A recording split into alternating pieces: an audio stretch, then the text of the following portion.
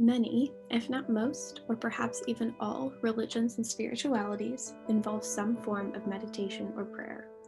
A period of quiet in which we are unencumbered by exterior stimuli, allowing one to connect with oneself and one's surroundings on a level which is not always possible given the constant movement and engagement of the fast-paced human lifestyle.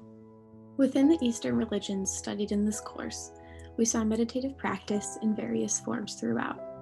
Learning about these has helped me realize how much meditative practice is present in the discipline of ballet, and it has opened me to more thoughtfully integrate the principles and practices of meditation into my practice of dance.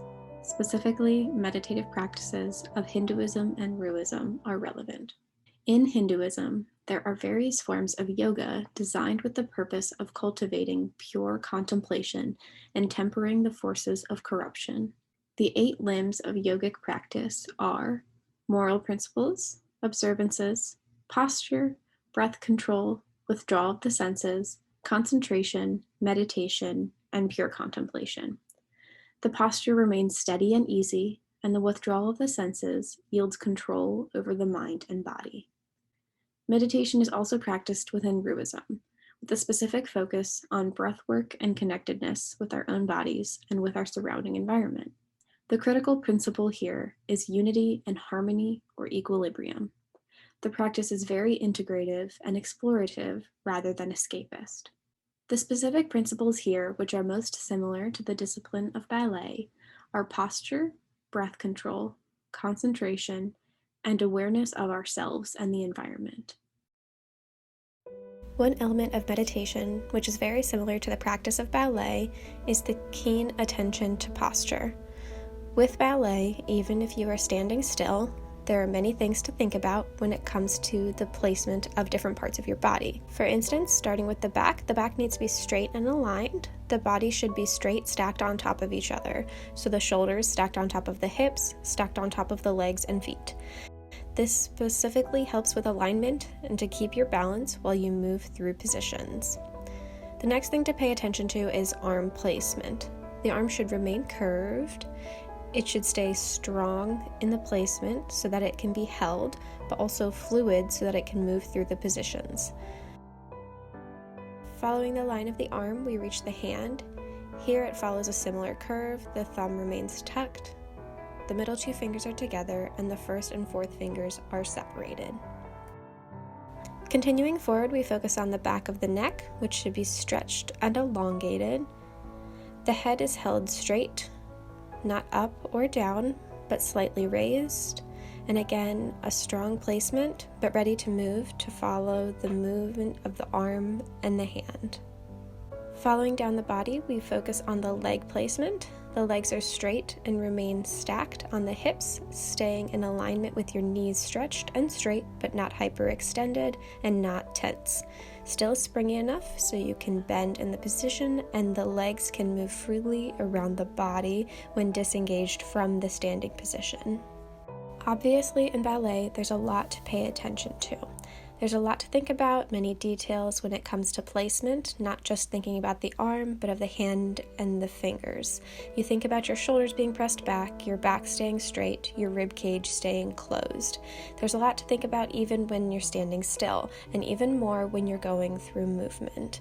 This can be incredibly overwhelming for beginning learners because there is a lot to think about, and it's not quite comfortable to be thinking about these things and to stand in such a particular position.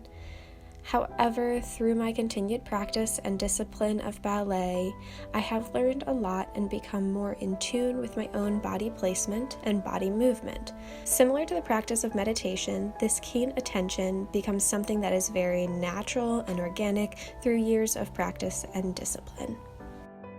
The movement of the plie is specifically reminiscent of Roux meditative practices, specifically Roux breathing. The cyclical inhale, exhale, hold is introduced but reversed. The dancer exhales as she plies, inhales as she straightens, and briefly holds before repeating the motion. Exhale, inhale, hold.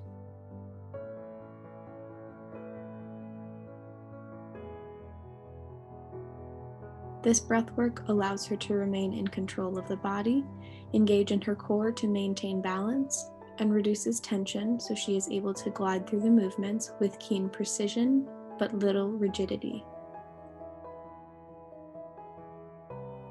Awareness of one's posture, thoughtful concentration on body placement and movement, connectedness with one's whole body, and awareness with one's surroundings are not only practically necessary in dance, but are elements which make dance a thoughtful meditative practice. Most of the time, awareness or connectedness with one's environment, an element specifically present in Roux meditation, was almost exclusively a practical element of dance. You need to know what's going on around you. You need to be aware of how you are occupying and moving through space so you avoid collision or injury. Throughout the pandemic, however, connectedness and awareness of your environment has become more prevalent for me and many other dancers as we had to vacate the traditional studio space and begin dancing outdoors. Here, natural elements of lighting, shadows, wind, and uneven ground become integrated into the practice and artistry of dance in a way which allows us to more thoughtfully connect with our environment.